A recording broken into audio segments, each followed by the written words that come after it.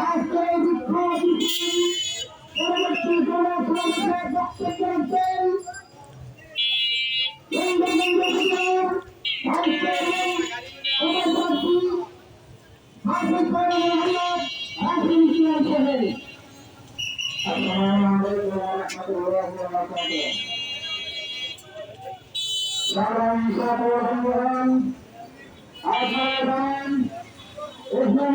বাংলাদেশ সারা বাংলাদেশে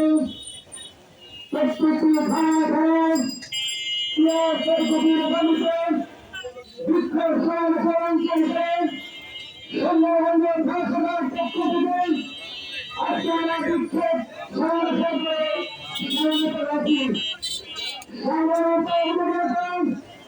আমরা দাবি আদায়ের উপলক্ষে বাংলাদেশের আগামী